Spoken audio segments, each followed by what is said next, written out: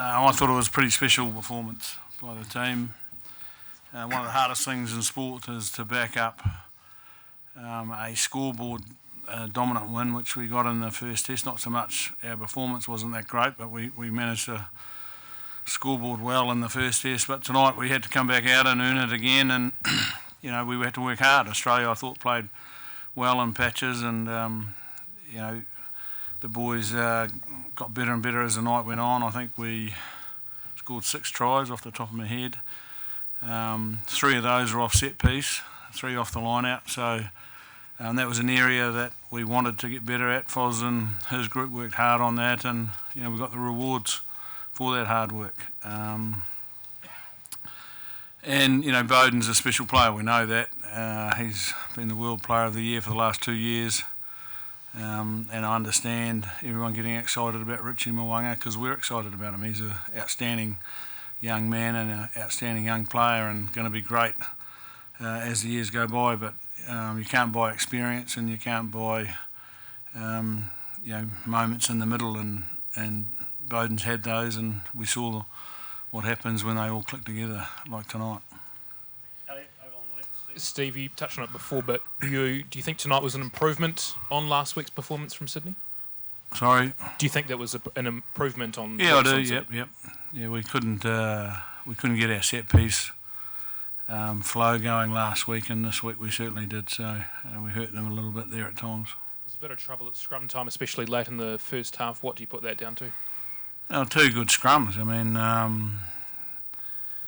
I think both teams got penalised a bit in the end. I think it would have been even, but scrummaging is difficult if you got someone who hinges or someone who loses their footing. They're going to fall over. So then it becomes a 50-50 decision, and the referees are put under pressure to make decisions. And so you just got to live what comes, and we've got to work harder to stay up. And but I think in the end, we started to get on top of them a little bit at scrum time. Ian, we see the magic moments from Bauden, but what are the subtleties in his game that you really like that make him so good? Well, look, I think for me, it's the stuff he's doing off the park in the leadership and in the preparation. Like he makes some stuff look easy, and it makes it look like he's making it up as he goes along. But he works really hard with the guys around him during the week to think about when the opportunities are going to be. So. There's a lot of work going on behind the scenes, and he's a very hard worker. And I think on the park, we're just playing around with trying to get him into some spots that are a little bit different for a 10. And the reason you can do that is he's quick. And so pace is still one of his key assets. That ability to strike off turnover ball, how easy is that to perfect? Because it looks beautiful at the moment. Yeah, well, I think they're making up some of that stuff all by themselves. There's just a great hunger with the team in this game, and I think the mindset that the team's had to go out and attack means that any sort of scraps we got like that we're able to switch pretty quickly into an attacking mode, and then it's a matter about not trying to get too structured with it, but just let the guys make some decisions what's in front of them, and at the moment that's going pretty good. I mean, it wasn't as good as it needed to be in the French series, but it's getting better this series. If I can be Mike, I'll get my last question. Kieran, you talked about targeting the breakdown this week, and you guys really hit Pocock hard today. Do you feel like that worked pretty well? Yeah, I think it was a reflection, I guess, of what Steve talked about, is that we did win more of the gain line for our strike, and we're running onto the ball. So as soon as our ball carry is a bit more effective, it allows us to go forward and try and get some quick ball. He's a world-class player, and he probably would have won a couple of turnovers tonight as well, but overall I felt that you've got to work hard to get rid of him, and the sooner you can do it, the easier it is, because once he's in a great position, it's near on impossible to move him. So yeah, it's a step up. I think that's the biggest thing about it, is that it allowed us to create some quick ball and really off our set piece strikes, and the next phase it kind of really helped us. Steve, you introduced 2 new faces this week. I just wonder if I could get your summation of the performances of Nani and Geordie, and also just on the back of that, Ben Smith, who you moved onto the right wing, just what you thought of his performance. Yeah, I thought all 3 of them played well, so in short. But Nani's a quality player, and for him, it was unfortunate that he didn't get named in the original group, but came in as cover for Sonny, and it wasn't a question of him not being good enough. It was just, the question was that we had too many, or the issue was we had too many. So we didn't have any hesitation in playing him this weekend, particularly with Albie and Jack both having big minutes last week, and when you looked at their GPS, both of them had a lot of mileage to run and had played a massive game, and hence why we subbed Jack tonight for Albie. Geordie was good again. He's a very, very talented young footballer, and we just want to take our time with him, and every day he's getting better and better, and he gets to understand his game better. And you look at someone like Damien, who's a similar type player. We Jack in the box, not as big, but they seem to be everywhere and they're busy, and you've just got to sometimes slow them down and get them to understand what's happening, how to become a good professional, how to prepare to be able to play in a test arena. And Geordie did well this week. He can be really proud of himself, and Bender's starting to find his straps, and he's great under the high ball, isn't he? If we kick the ball and he chases it, he normally catches it. So, and he's the wise head in the back three. He's been around a long time, and he settles the other guys down, and he's a great leader. So we're very fortunate to have him. Yes, Steve. The margin could have been 14 points more. Do you mentally count the missed tries, the tries that could have been, in your thinking? Not really. I mean, if you just started doing that, you have to count all the ones they missed too. So, it's just another example of people seeing things that not necessarily need to be seen. And I spoke to Artie and said, "Look, did you actually even touch the ball that they said you knock on?" He said, "I didn't even touch it." And the other one, I thought it was forward, so I think they got that one right, and that's what the system's about. But in a game like tonight, it didn't cost anybody anything other than maybe Bauden getting 5 tries rather than 4. So I think he'll sleep okay. Nice, down the back on the left.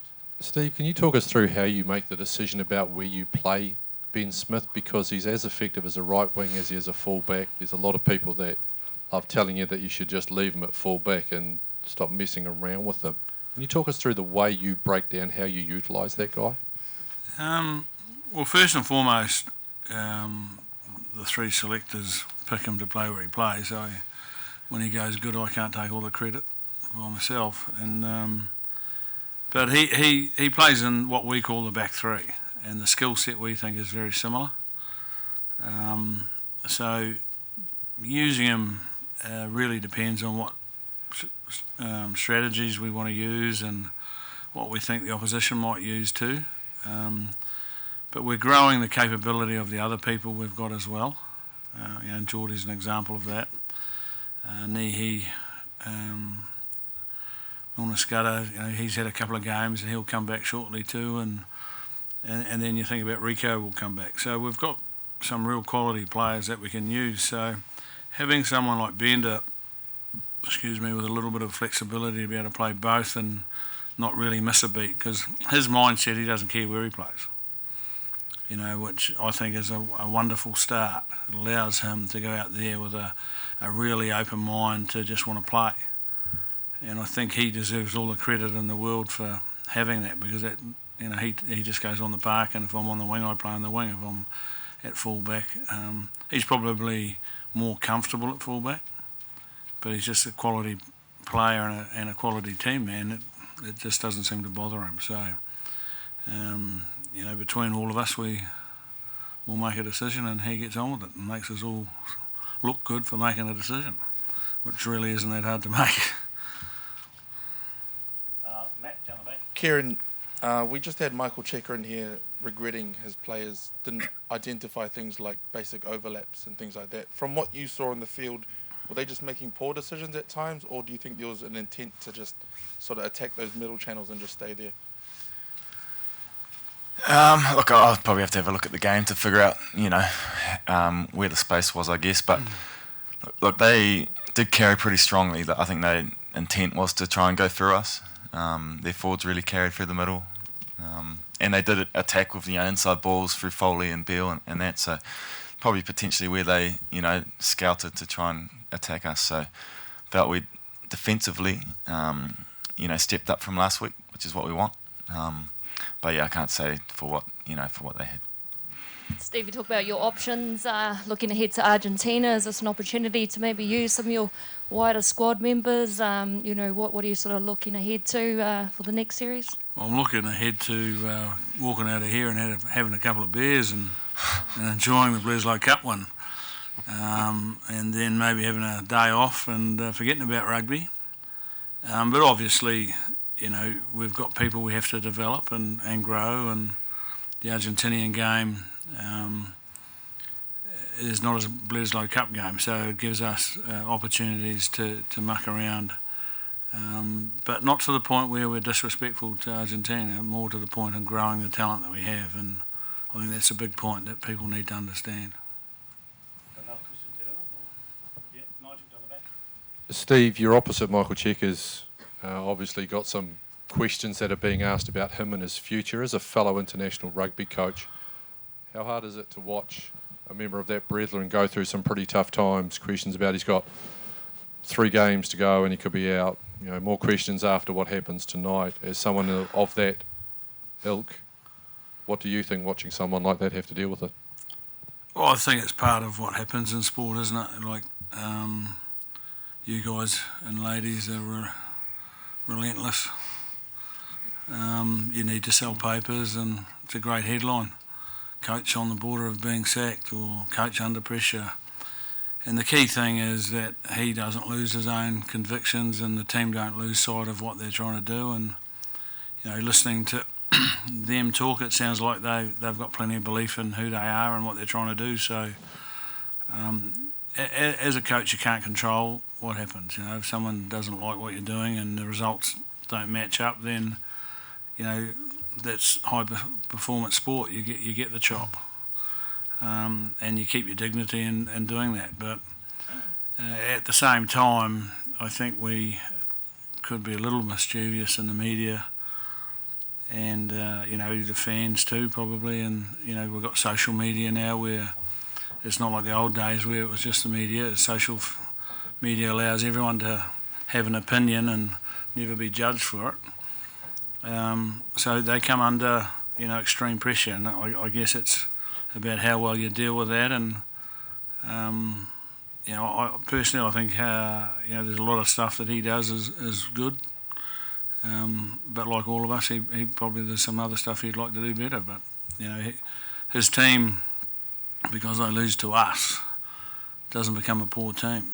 I think we've seen 2 test matches where we've hurt them at the turnover ball, and tonight we managed to hurt them from set piece play as well. But it's a pretty special team down in that changing room down there, and I think when time comes in a few years, 5, 10, 20 years, we look back and it's a special group. So I don't think it should put a coach under pressure just losing to us. Just got the last question here, unless there's any more. So, Kitty, wrap it up. Steve, the Honourable Prime Minister in his changing rooms, how did they go? What'd she say, and what did you guys say to her? Well, I told her that, I didn't actually say it to her, I said to Grant Robinson, I said, they should be our biggest sponsors because we're their biggest brand. And could she find some money to help us compete against the likes of England and France, and so we can keep our players? So wasn't a lot said after that. And but it was good. Like it's always good to have your Prime Minister of your country in. We always used to enjoy it when John came in, and tonight we enjoyed it. And it was the turn of the boys from the Labor Party to enjoy the moment. So she was very respectful. She knew the guys had to get changed and all that sort of thing, and it's tough, I guess, but she was really respectful about that, and she mentioned it, and I said, look, don't worry about that, they won't get changed. You spend as long as you want to be in here and get to know them. And I think if you think about the All Blacks and the brand, it's important that we represent New Zealand really well. And she leads our country, so we respect her immensely, and it's important that she gets to know the people that are representing their country in a black shirt. And it was nice to see her tonight in the Black Ferns jersey, and TJ gave her his jersey, so maybe we'll see her wear our one. And I just think it was very respectful, and it was good to see her there.